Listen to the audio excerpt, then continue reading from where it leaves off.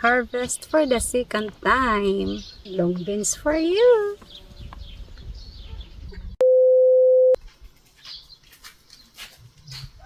Hi guys! Good afternoon!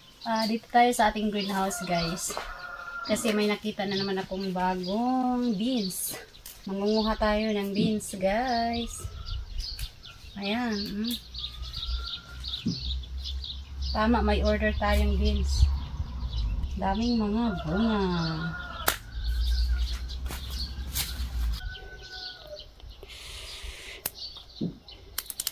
Haba nito. See? Ayan pa. Hala. Maraming bunga.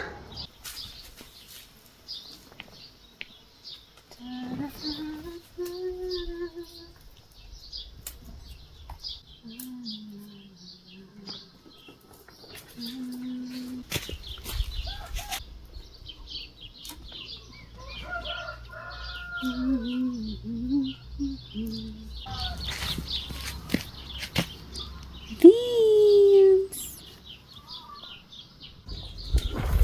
Okay.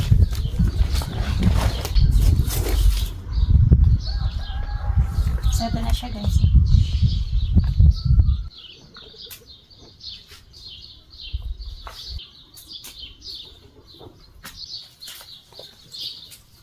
So, ito yung ating second harvest, guys.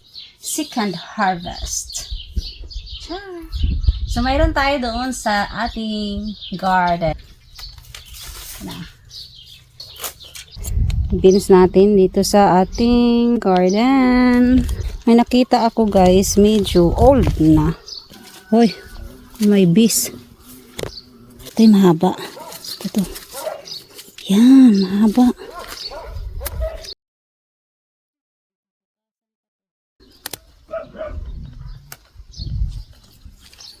Ito, nag-old siya agad. Oh, bilis nag-old.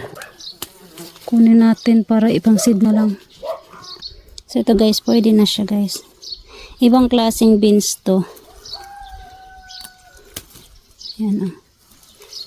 Ba't ang favorite ng bayan yung isang klaseng beans.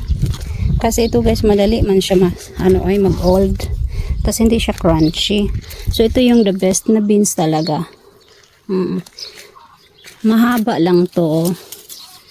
So ito kunin na natin kasi pwede na pang seed. Meron sa ano. Ito kunin na natin to siguro eh. Okay na siya. So ayan. Beans natin. Ito na. May mga cucumber dito guys. Kukunin na natin kasi sayang pang salad.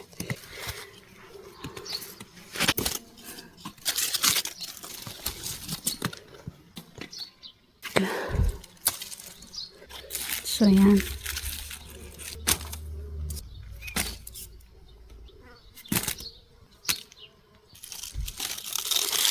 Ito dito. May malaking okra. Kunin ko guys. Dagdag ko dun sa okra kinuha ko kahapon. Okra. Ay, meron din pala dito guys. Di ko napansin. Hello. Yan guys. Oh, mahaba. Wow. Ayan. See? Tapos ito pa. Wala nata. Maliliit pa guys. So, okay na. Sabi nila mahal daw yung long beans sa Pilipinas. Parang ako lang ata ang hindi nagmahal. Pero syempre this year, mamahalan ko rin yung aking beans. Nasa sa inyo yan kung di ka bibili. Hindi naman ako ang naglalaway. Charot.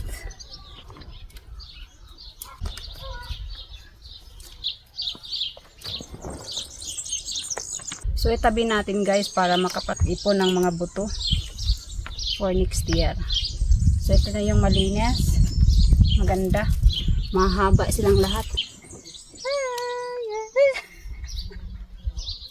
Super saya guys pag nakapag-harvest kayo, di ba?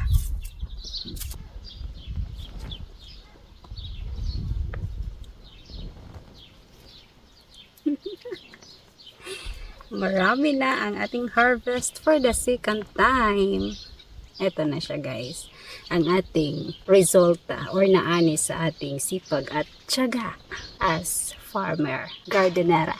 Thank you so much for watching. That's all about our video for today. And I hope you enjoy watching guys sa ating pag-harvest ng long beans. Bye!